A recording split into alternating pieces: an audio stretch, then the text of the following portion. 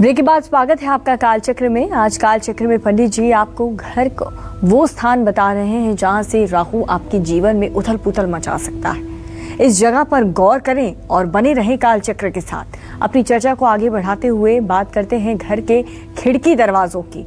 किस तरह के खिड़की दरवाजों से राहु आपके जीवन में प्रवेश कर सकता है, आइए जानते हैं। देखिए, घर के दरवाजे और खिड़की सबसे जरूरी और महत्वपूर्ण हिस्सा माने जाते हैं और हमारे यहाँ वास्तुशास्त्र में तो दरवाज़ा कहाँ होना चाहिए ये भी निश्चित है। आप जहाँ चाहें वहाँ दरवाज़ा नहीं बना सकते हैं। 9 भागम गृहम कृत्वा पंचभागे तु दक्षिणे त्रिभागे उत्तरे प्रोक्तो यह एवं निसते सती। अर्थात मुख्य द्वार आपका जब आप घर से बाहर निकलने की तरफ मुंह करें तो मुख्य द्वार आपका दाहिने तरफ आपके हाथ के 5 भाग छूटना चाहिए, बाएं तरफ 3 भाग छूटना चाहिए। ये 8 भाग हो गया और 9वें हिस्से में दरवाज़ा स्थापित करना चाहिए। तो ये बहुत ही इम्पोर्टेंट है कि आपका दरवाज़ा है कहाँ, क्योंकि ये दरवाज़ा, ये खिड़की आपके घर को बाहर की दुनिया से जोड़ते हैं।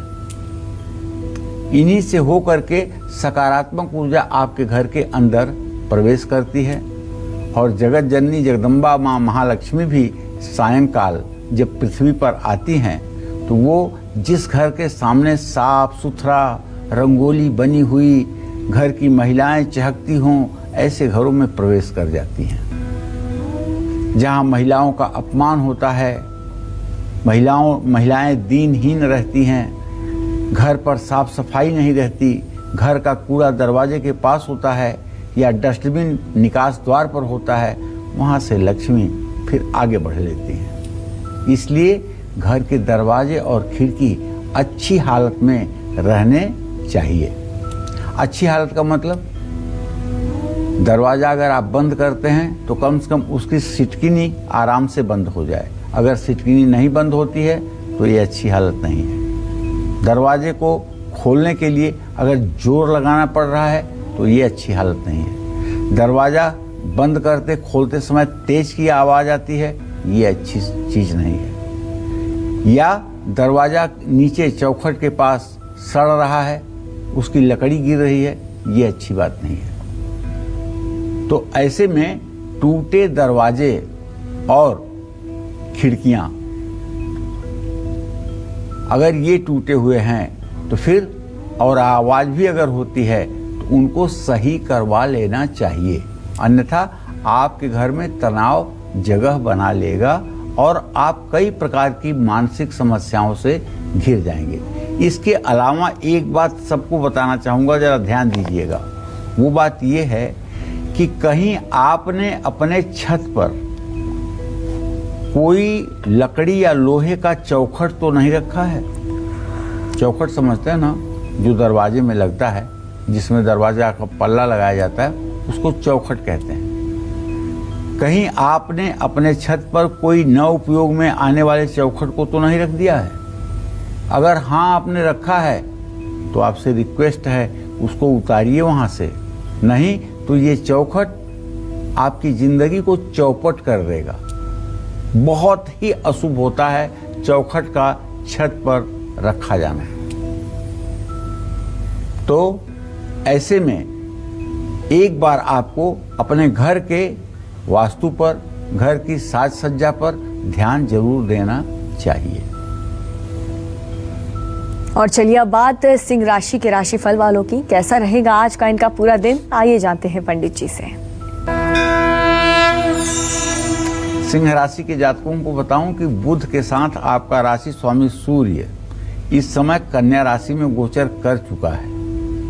ऐसे में खान पान और शॉपिंग पर दिल खोलकर आप खर्च कर सकते हैं। नौकरी पेशा लोगों पर टारगेट पूरा करने का प्रेशर रहेगा, लेकिन सहकर्मियों का साथ मिलेगा जिससे काम समय से पूरा हो जाएगा। अगर आपकी सिंह राशि है तो अपने वाणी पर संयम रखिए, वरना दोस्तों के बीच लड़ाई झगड़ा हो सकता है। खांसी जुकाम की समस्या बढ़ सकती है।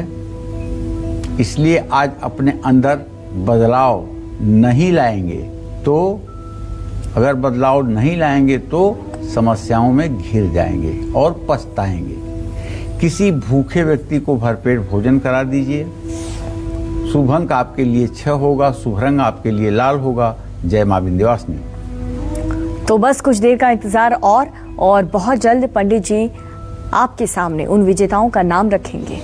आगे बढ़ेंगे, कन्या राशि का राशिफल की बात करेंगे। कैसी रहेगी आर्थिक स्थिति, कामकाज, रिश्ते और सेहत, साथ ही क्या है आज का उपाय, शुभ अंक और शुभ रंग। देखिए, यदि आपकी भी कन्या राशि है तो ये जान लीजिए कि आपके राशि में इस समय आपका राशि स्वामी बुध अपने उच्च राशि में विराजमान है। बहुत जल्दी ये गोचर बदलने वाला है, लेकिन आप ध्यान दीजिए, आज के दिन तो पैसे के लेन देन में सावधानी बरतिए। और कहीं अगर इन्वेस्ट कर रहे हैं, पैसा लगा रहे हैं, चाहे वो शेयर में चाहे कमोडिटी में, तो उससे आज आपको थोड़ा सा बहुत ही सतर्क होकर निर्णय लेना चाहिए। सहकर्मी आपके विरुद्ध षड्यंत्र कर सकते हैं और अपने काम पर आज आपको ज़्यादा फोकस करना चाहिए। भाई या मित्र के साथ चल रहा विवाद खत्म हो सकता है, घर में शांति का माहौल बनेगा। ज़्यादा काम के कारण शरीर में दर्द की भी समस्या हो सकती है, तो आज आपको समय का सदुपयोग करना चाहिए। समय का सदुपयोग केवल पैसा कमाना नहीं है, समय का सदुपयोग अपने अंतर जगत को बदलने के लिए प्रेरणा देने वाली बातों को सीखना भी समय का सदुपयोग है। ईश्वर का मनन चिंतन करना भी समय का सदुपयोग है। स्वाध्याय स्वयं से पढ़ना लिखना भी समय का सदुपयोग है। तो ऐसे में तांबे के बर्तन में पानी भर करके पिए। शुभ अंक आपके लिए 5 होगा, शुभ रंग आपके लिए पीला होगा। जय मां विंध्यवासिनी। क्या आपने अपने घर के स्टोर रूम पर कभी गौर किया है? अगर नहीं तो चलिए पंडित जी से जानते हैं कि स्टोर रूम की कैसी स्थिति आपको राहु के कुचक्र में फंसा सकती है। बताएं पंडित जी। देखो, 9 ग्रह हैं हमारे यहाँ, जिसमें से राहु सुरंग, गुफा, घर के गोदाम का ये प्रतिनिधित्व करता है। अगर आपको ये पता लगाना है कि यहाँ कोई सुरंग तो नहीं है, तो ज्योतिष में राहु ही बताता है कि अष्टम भाव में राहु होगा तो वहाँ सुरंग है। गुफा है जो दिखाई नहीं दे रही है, तो अगर राहु शनि के साथ अष्टम भाव में होगा तो निश्चित रूप से कोई गुफा या बंद तहखाना होगा। या घर में जो गोदाम रखते हैं माल रखने के लिए, उसका भी प्रतिनिधित्व राहु ही करता है। तो घर के अंदर लंबी गैलरी, सुरंग नुमा कमरा और अंधेरा स्थान पर गोदाम कभी भूल करके भी नहीं बनाना चाहिए। अगर किसी घर में ये स्थितियां रहती हैं तो उस घर में रहने वाले परिवार को बहुत अधिक कठिनाइयों का सामना करना पड़ता है।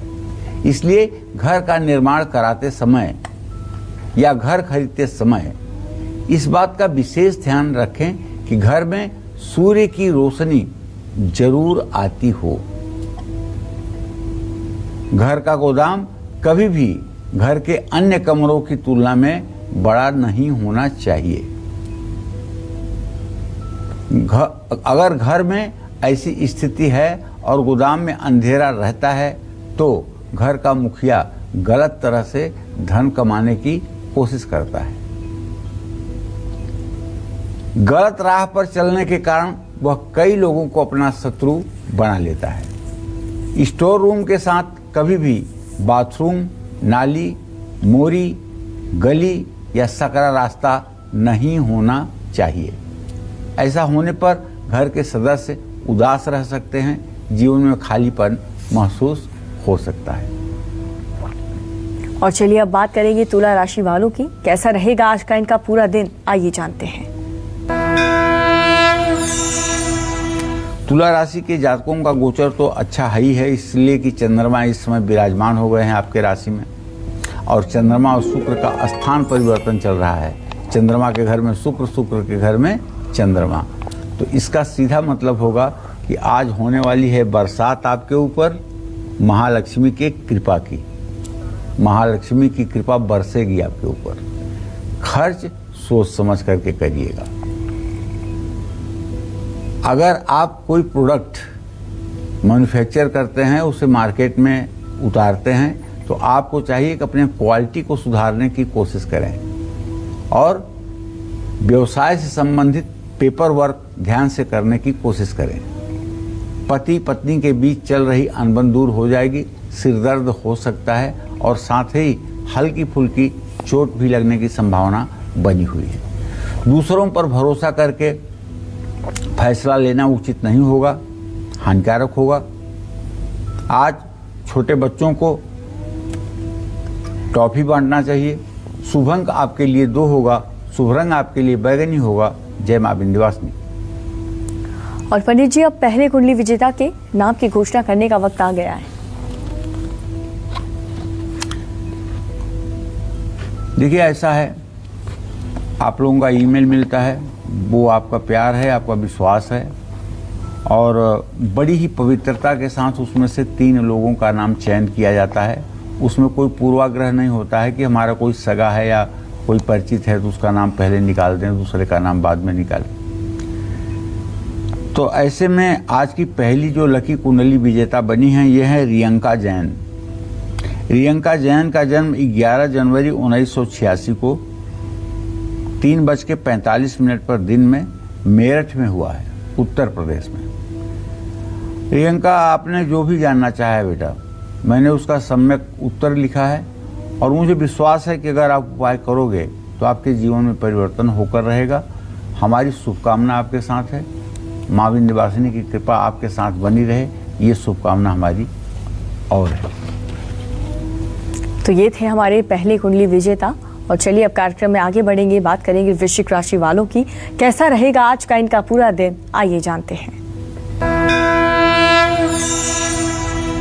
वृश्चिक राशि के जातकों के गोचर को देख करके ये कहा जा सकता है कि आमदनी में वृद्धि होगी, आमदनी बढ़ेगी, इसकी पूरी संभावना बनी हुई है।